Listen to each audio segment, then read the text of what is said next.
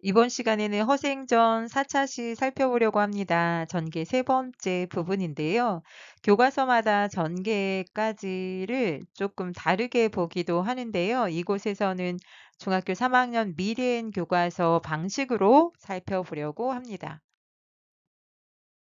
지난 시간 배운 내용 먼저 확인할게요. 발단에서는 가난하고 무능한 선비 허생이 아내의 질책에 독서를 중단하고 집을 나간 내용이 나왔었고요. 전기 첫 번째 부분에서는 변 씨에게 빌린 돈으로 매점 매석을 해서 큰 돈을 버는 내용이 나왔습니다.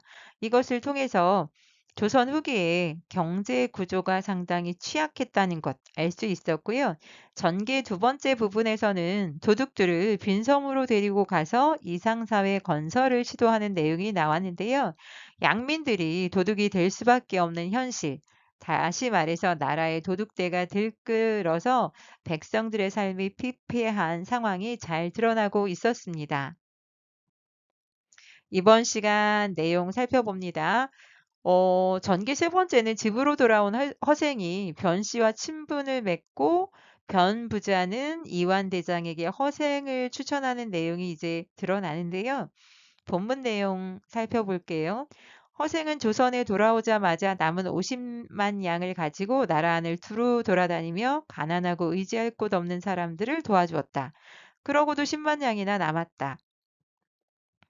이 돈으로 변부자한테 빌린 돈을 갚아야겠다. 허생은 참으로 오랜만에 변부자를 찾아갔다. 나를 알아보시겠소? 변부자는 허생의 얼굴을 찬찬히 살펴보더니 말하였다.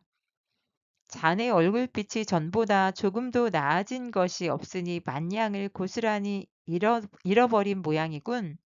허생은 껄껄껄 웃었다. 라고 하였는데요. 지금 허생이 조선으로 돌아오자마자 가난한 사람을 도왔다라고 해서 빈민구제에 앞장섰다는 거 드러나고 있습니다. 어려운 이웃을 위해서 돈을 사용했다는 건데요. 이렇게 공적인 부분에서는 재물이 긍정적인 기능을 하고 있다고 이제 허생은 생각하게 되고요. 변부자가 허생의 모습을 보니까 전보다 나아진 것 같지 않으니까 '아 돈을 다 잃었나 보다.'라고 생각을 하고 있는데 약간 세속적인 기준으로 허생의 성공 여부를 짐작하고 있다는 것 드러나고 있습니다. '부자가 되었다면 이제 겉의 행색이 좀 나아지지 않았을까.'라고 생각하는 거잖아요. 이어지는 내용 살펴봅니다. 재물 때문에 얼굴빛이 달라지는 것은 그대 같은 장사치들이나 하는 일이오. 돈 만냥이 어찌 도를 살찌울 수 있겠소? 그리고 선뜻 10만 양을 변부자 앞에 내놓으며 말하였다. 내가 한때 굶주림을 견디지 못하여 그 읽기를 끝내지 못하고 그대에게 만냥을 빌린 것이 부끄러울 뿐이오. 변부자는 깜짝 놀라 일어나서 절을 하며 10만 양을 사양하였다. 그리고 그때 빌려준 돈에다 10분의 1의 이자만 덧붙여서 받겠다고 하였다. 그러자 허생은 화를 벌컥 내며 그대가 어찌 나를 장사치 취급한단 말인가 하고는 소매를 획 뿌리치고 가버렸다. 지금 그대 같은 장사치들이나 하는 일이 얼굴빛이 재물 때문에 달라지는 건 당신 같은 장사하는 사람들이나 하는 일이다. 어떻게 돈 만냥이 도를 살찌울 수 있겠느냐? 있겠소? 살찌울 수 없다. 서리법이 드러나고 있는데요. 지금 허생은 사대부 의식을 가지고 있다는 것도 알 수 있습니다. 재물보다 정신적인 가치가 더 중요하다. 재물이 도를 살찌게 할 수는 없다라는 내용이 드러나고 있잖아요. 그래서 지금 서리법도 드러난다는 것 확인하였고요. 지금 또 한 차례 변부자가 10분의 1만 이자를 쳐서 받겠다고 하니까 허생이 화를 내면서 당신이 어떻게 나를 장사치 취급하느냐라고 하면서 이제 상인계층을 약간 무시하는 사대부 의식이 드러나고 있습니다. 지금 허생이 변부자에게 화를 내고 가버린 이유는 허생은 장사치들과 달리 돈이나 재물에 욕심이 없고 정신적으로 도를 살찌우는 것에 관심이 있다라는 게 드러나고 있고요. 또 이제 장사치의 세법을 가지고 재산법으로 대한 것에 이제 화가 났다라는 것도 함께 이야기해도 되겠습니다. 이런 부분을 통해서 허생은 사대부 계층을 약간 비판하고 상업을 중시하면서도 이 변부자하고 대화하는 장면에서는 그래도 또 사대부 의식을 가지고 산업공상, 가장 우위가 이제 선비라면 그다음에 농업에 종사하는 사람, 그다음 공업에 종사하는 사람, 그 아래가 이제 상업에 종사하는 사람이라고 생각해서 약간의 이제 상인 계층을 무시하는 계급 의식이 조금 드러난다라는 말도 할 수 있겠습니다. 이어지는 내용입니다. 변부자는 붙잡아봐야 소용없을 줄 알고 가만히 허생의 뒤를 따라가 보았다. 허생은 곧장 남산 아래 골짜기로 들어가더니 다 쓰러져가는 소가집으로 들어갔다. 마침 한 할멈이 우물가에서 빨래를 하고 있었다. 저 집이 누구 집이오? 변부자는 할멈에게 은근히 물었다. 허생원 댁이 후 가난한 살림에 늘 글만 읽더니 하루아침에 집을 나가 5해가 지나도록 안 돌아온다오. 안사람이 혼자 남아 집 떠난 그날을 제삿날로 알고 제사를 지낸다오. 쯔쯔. 할멈은 혀를 끌끌 찼다. 변부자는 그제야 그 손님의 성이 허씨라는 것을 알고 길게 한숨을 내쉬고 돌아갔다라고 되어 있는데요.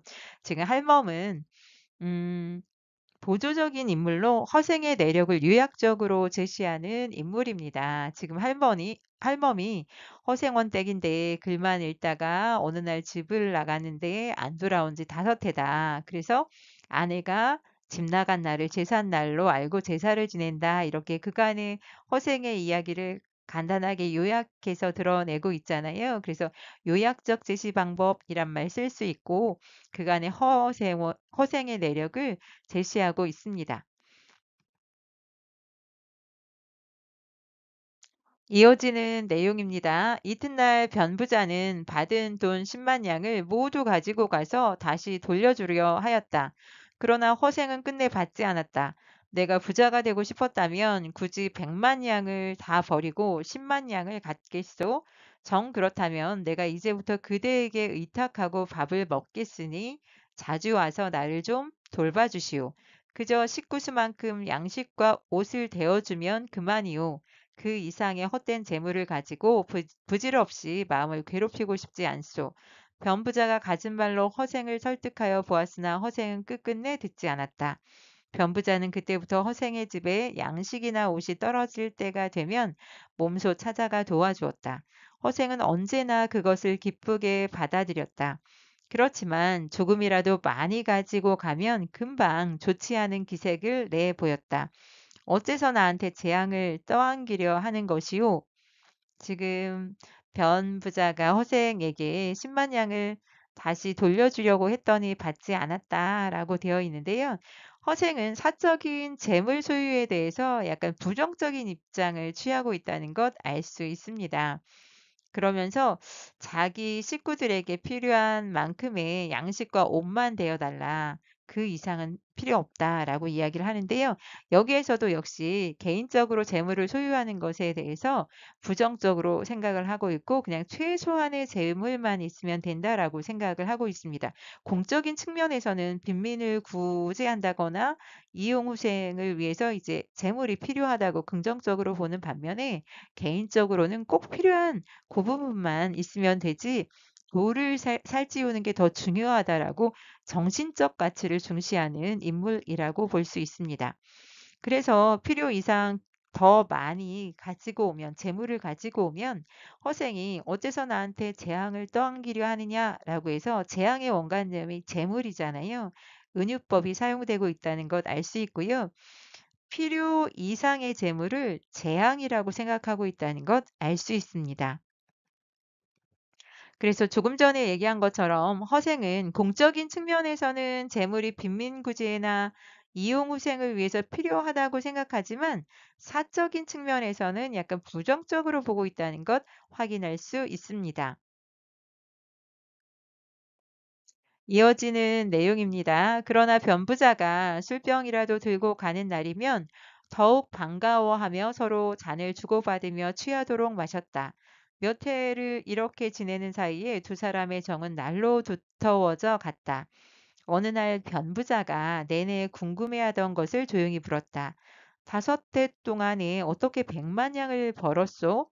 그건 어려운 일이 아니오. 우리 조선은 외국과 무역이셨고 수레가 나라 안을 두루 돌아다니지 못하는 까닭에 모든 물건이 한 자리에서 나고 한 자리에서 소비되지요.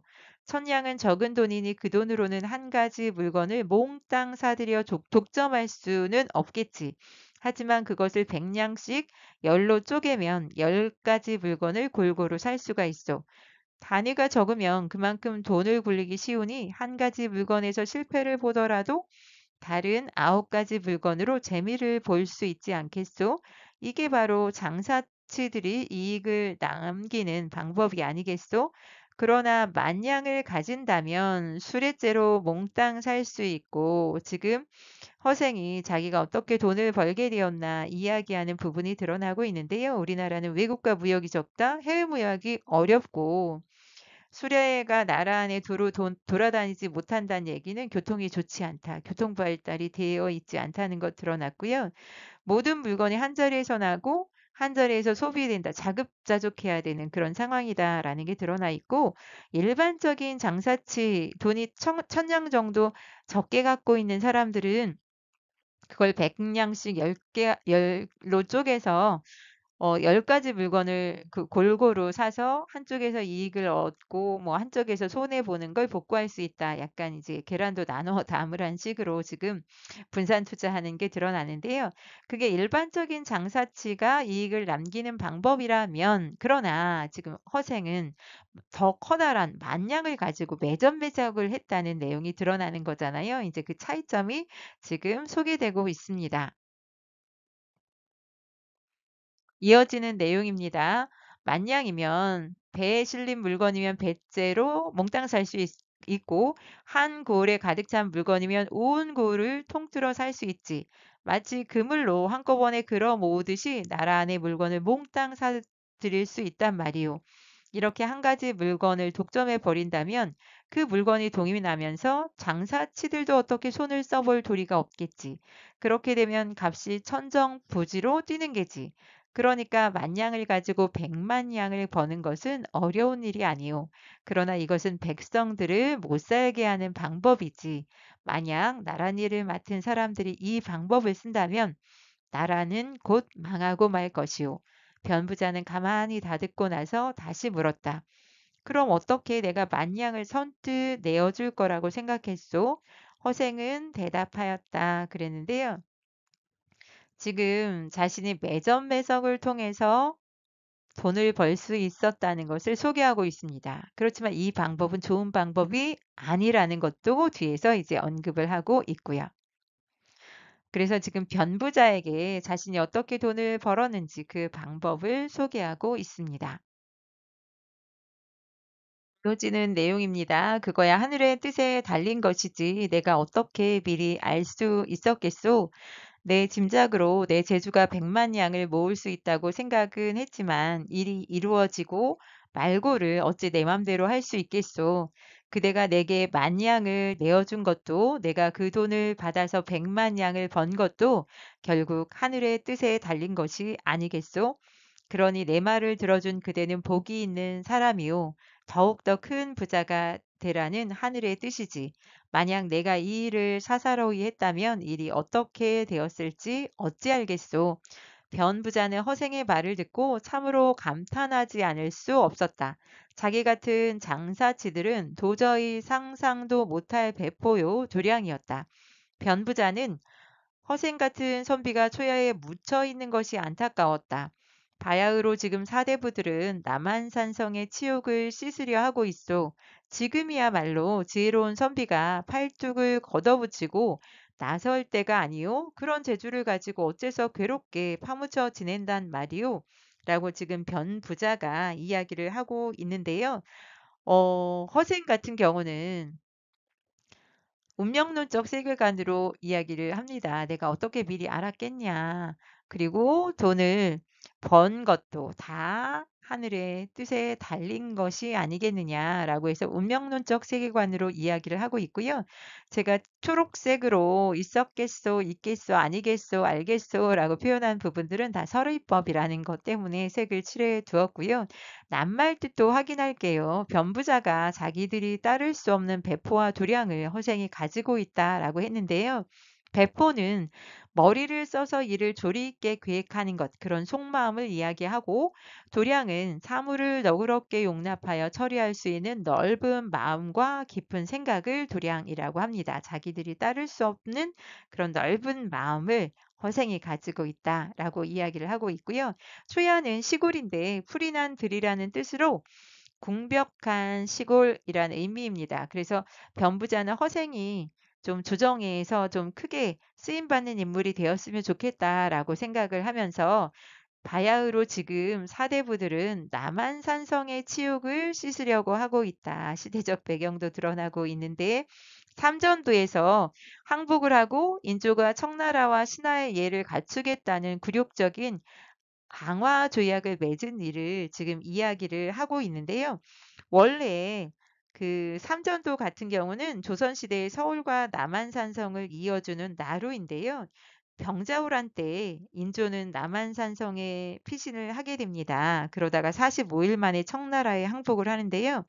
이때 인조는 세자와 신하 500명을 이끌고 삼전도에 나와서 청나라 황제 앞에서 삼괴구고두라고도 하고 삼배구고라고도 이야기를 하는데 머리를 조아리며 항복을 합니다. 무릎을 꿇고 양손을 땅에 댄 다음에 머리가 땅에 닿을 때까지 숙이기를 3번. 이걸 이제 3차례 한다는 의미인데요.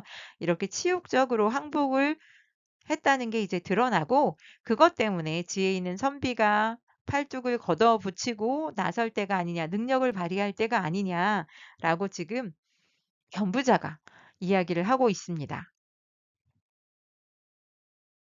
이어지는 내용입니다. 어허, 예로부터 묻혀 지낸 사람이 어디 한둘이오? 지금도 신기하고 뛰어난 재주를 가지고도 때를 만나지 못하여 산속과 바닷가에 묻혀 세월을 보내는 사람이 많지요. 그러니 오늘날 국정을 맡은 자들의 그릇을 알만하지 않소? 나는 장사에 재주가 있는 사람으로서 내가 번 돈이 구왕의 머리를 살 수 있는 만큼은 되었지요.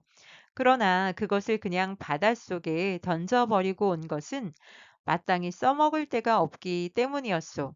변부자는 허생의 말을 듣고는 길게 한숨을 쉬고 돌아갔다. 변부자는 오래전부터 이완과 친분이 있는 사이였다. 때마침 이완이 어영대장이 되어 변부자를 찾아왔다. 혹시 백성들 중에 신기한 재주를 숨기고 있어서 함께 큰일을 해볼 만한 사람이 없던가? 변부자는 즉시 허생의 이야기를 해주었다. 변부자의 말을 듣고 난 이 대장은 깜짝 놀라 물었다. 놀랍구나. 정말 그런 사람이 있단 말인가? 그래, 그 사람 이름이 뭐라고 하던가? 지금 허생의 답이 앞부분 드러나고 있는데요. 예로부터 능력이 있지만 등용되지 못한 사람들이 많다라고 해서 인재 등용의 불합리성이 지금 드러나고 있고요. 내가 번 돈으로 구왕의 머리를 살 만큼은 됐다. 구왕 같은 경우는 청세조의 숙부로 당시 청나라 실권자라고 할 수 있는데, 근데 내가 돈을 많이 벌었지만 바닷속에 버리고 온 것은 마땅히 써먹을 데가 없어서 그렇다라고 해서 조선 경제가 그만큼 취약하다는 것이 드러나고 있습니다. 그리고 변부자가 이완대장을 만나는 부분이 있는데요. 그 앞부분인 변부자는 허생의 말을 듣고 길게 한숨을 쉬고 돌아갔다. 이 부분까지를 전개 부분으로 보기도 합니다. 다른 교과서에서는 천재가 아니라 지금 중학교 3학년 미래인 같은 경우는 지금 현재 뒷부분까지 전개로 보고 있는데요.